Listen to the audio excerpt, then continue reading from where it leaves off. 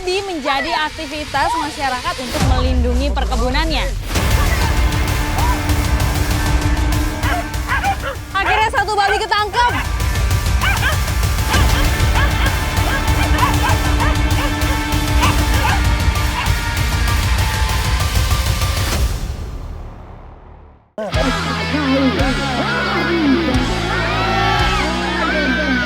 Sudah sampai Sumbawa, kurang lengkap rasanya kalau tidak mengikuti kegiatan balapan kerbau.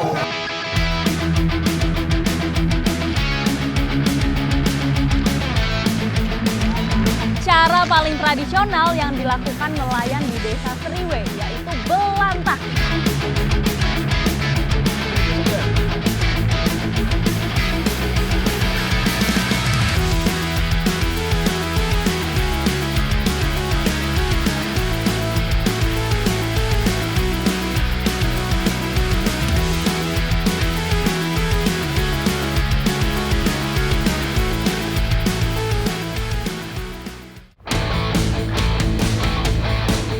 Hasil pertanian di Sumbawa, Nusa Tenggara Barat memiliki peran penting bagi masyarakatnya. Untuk menjaga hasilnya, berbagai upaya pun dilakukan masyarakat. Salah satunya tentu saja dengan menjaga lahan tanam pertanian.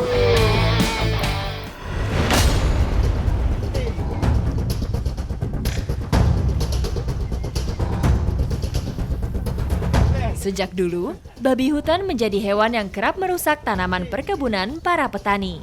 Perburuan dilakukan secara berkelompok dengan membawa anjing dan tombak. Kalau lagi berburu babi seperti ini memang terbiasa kita mencar-mencar. Nah sekarang saya mau ikut masang jerat di sebelah sana. Sana kan Pak? Nah, kita lihat dulu. Kita lihat dulu ya. Yuk. Ini Pak. Lokasi pemasangan jerat mengikuti jalur yang sering dilalui babi. Para pemburu sudah hafal titik-titik mana yang potensial untuk dipasang jebakan. Oke, nah jadi memang jerat ini dipasang karena di sini udah menjadi lokasi sehari-harinya babi ya. Jerat babi dipasang dengan melilitkan kawat seling di antara batang dan ranting pohon. Aman ini ya Pak? Aman. Siap. Ini sekarang jeratnya sudah terpasang, jadi kalau misalnya dia lewat, dia akan terikat di sini, tidak akan bisa kemana-mana. Apalagi di sana juga ada jaring, jadi dia nggak bisa lari. Udah aman lah pokoknya. Oke Pak, kita lanjut ya Pak. Pemasangan jerat babi selesai. Saatnya saya bergabung dengan tim satunya. Kecepatan tim dalam menelusuri hutan membuat saya ketinggalan. Medan yang dilalui hanyalah jalan setapak. Sisanya masih berupa semak belukar sehingga terkadang menyulitkan untuk berjalan. Suara gonggongan anjing terus terdengar. Cukup sulit bagi saya untuk bisa mengimbangi kecepatan lari para pemburu di sini.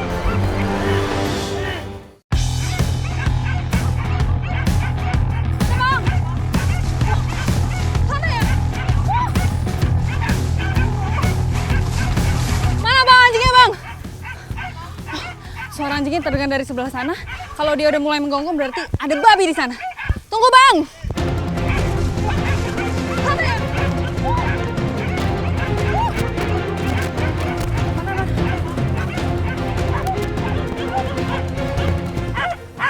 Akhirnya satu babi ketangkep.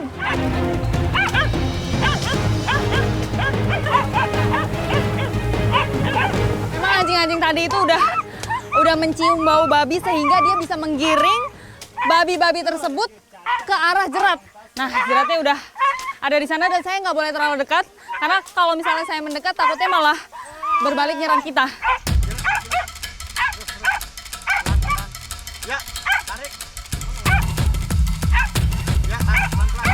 Di sini memang ada beberapa jerat yang dipasang. Di sana ada jerat untuk mengikat kaki dan di sini ada jaring-jaring supaya dia tidak lari kemana-mana. Butuh waktu hampir 1 jam untuk menghentikan pergerakan babi. Para pemburu juga harus berhati-hati mengeluarkan babi dari semak belukar, menghindari adanya serangan balik. Luar biasa. Kira-kira berapa ini beratnya, Pak? 30 kilo. 30 sampai 50? Iya, bisa. Berarti memang masih remaja dia ya. Apalagi kalau kita dapat yang besar bisa sampai 70 kilo. Dan dia itu punya taring lebih tajam, terus tenaganya juga lebih kuat. Dan biasanya setelah diburu babi-babi ini tuh kalau tidak dijual akan diberi makan pada anjing-anjing. Ikuti jejak saya, jejak petualang.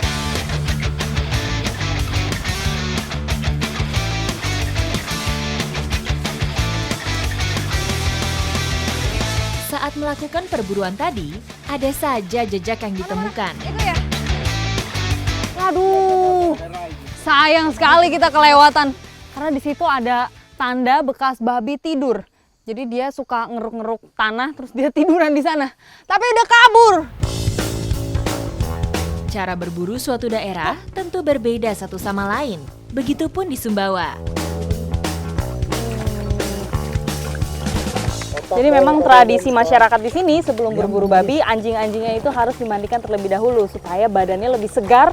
Jadi nanti ngejarnya lebih lincah.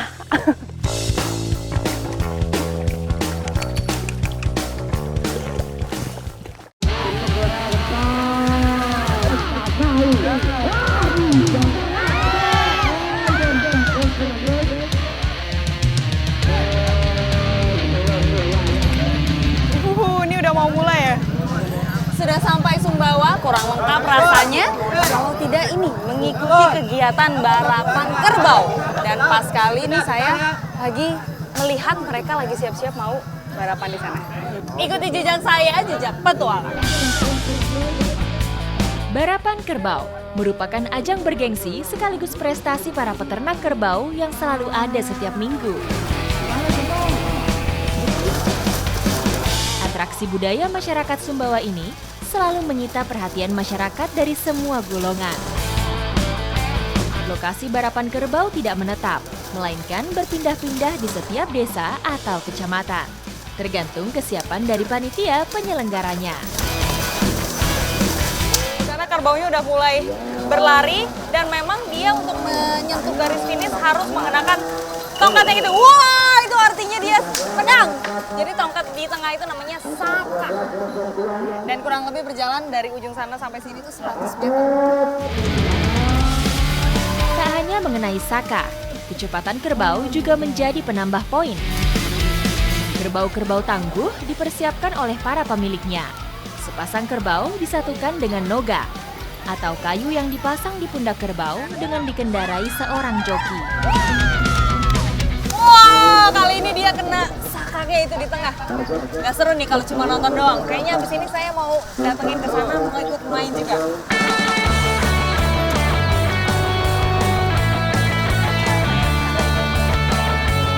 Oh, udah mulai rame itu kerbaunya. Dan memang ini sensasinya berasa kalau kita udah masuk lumpur. Jadi siap-siap aja nih mau cemong-cemongan bareng. Rasa deg-degan tiba-tiba muncul begitu menginjakan kaki di kareng atau pijakan tempat joki berdiri. Untuk berdiri di atasnya juga harus berhati-hati agar tidak mudah terjatuh. Jadi memang ini kaki saya digunakan sebagai kuda-kuda. Belum. Luar biasa ini rasanya deg-degan sekali.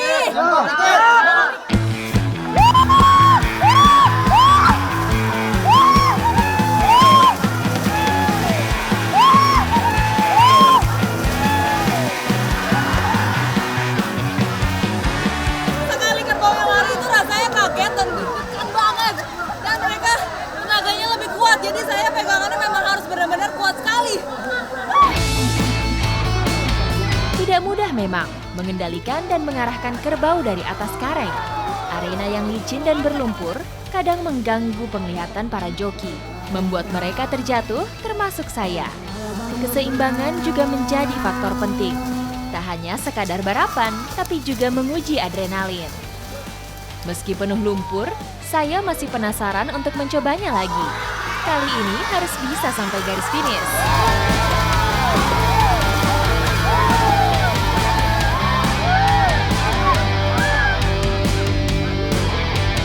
Luar biasa. Yang pengen Ke titik terujung.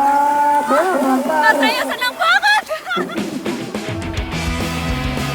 Meski tidak mengenai Saka, tapi saya senang karena bisa sampai garis finish. Ditambah sorak-sorai masyarakat yang menyemangati saya. Sekarang saya mau nyoba lagi untuk yang ketiga kalinya. Oke Mas, saya naik ya. Ini lama-lama saya jadi hantam ini. Hewan bertanduk ini pun punya peranan penting sejak dulu, yaitu untuk membantu petani menggarap sawah.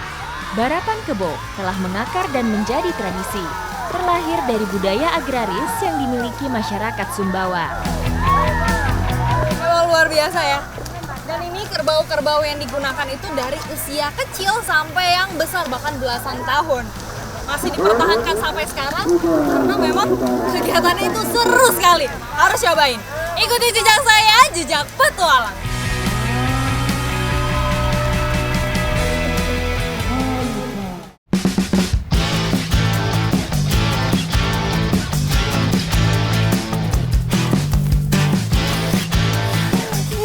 Mana dia?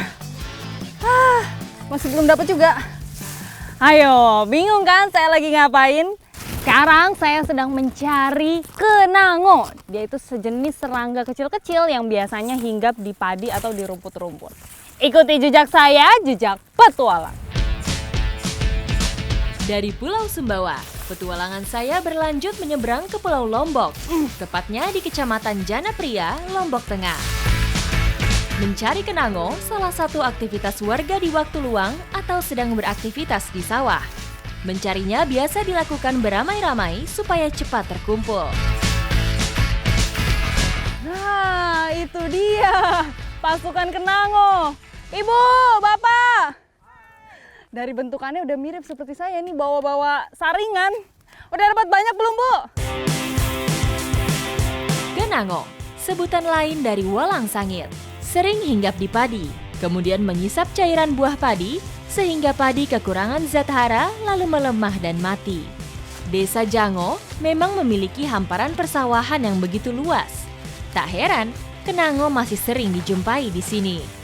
Di sisi lain, serangga ini masih banyak dicari karena menghasilkan rasa yang unik ketika diolah. Cari-cari ke kanan, kiri. Memang ini cara mencarinya cukup mudah menggunakan sambar. Nah, ini alatnya ini seperti ini. Tinggal digerakkan ke kanan, ke kiri, nanti dia masuk dengan sendirinya ke sini. Tapi memang besar ya alatnya ini. Wah, udah lumayan ini dapatnya. Ibu, lihat deh. Mana? Nah, wih, ternyata diserok kanan kiri dapat juga ya. Nah, ini dia hewan yang kita cari, kenango. Nah, mirip kayak belalang. Terus dari baunya juga angit banget ya, Bu. Iya. Tapi ini enak loh dimakan. Bikin sambal jelut. Aduh. Nah, dari ciri-cirinya emang dia bentuknya kecil, terus warnanya agak coklat tapi ada hijau-hijaunya. Aroma yang angit merupakan bentuk perlindungan dirinya, sehingga musuh enggan mendekat.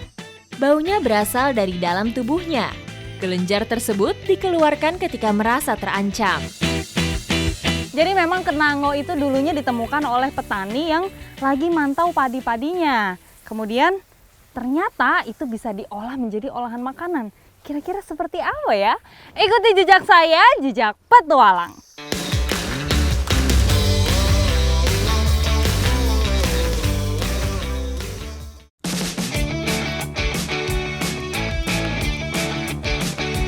Jadi sekarang kenangonya mau dimasak sambal goreng kenango. Tapi sebelum itu dia harus digoreng terlebih dahulu. Apapun makanannya, masyarakat desa Jango terasa kurang lengkap jika makan tanpa adanya sambal. Tidak heran, terciptalah sambal goreng kenango ini. Pengolahannya tidak jauh berbeda dengan membuat sambal lainnya. Penggorengan bertujuan agar teksturnya menjadi lebih garing sekaligus mengurangi aroma angit.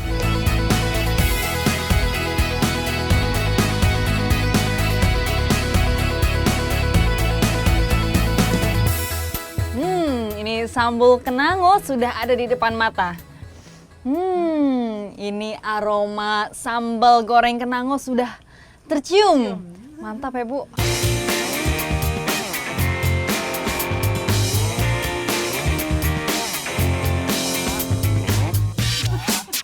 Dulu ya, Pak. Ayo, Bu, makan ya. Ini udah lengkap sudah. Ada nasi plus sambal. Kurang tahu tempe aja. Cocol dulu. Nih, daun kemangi.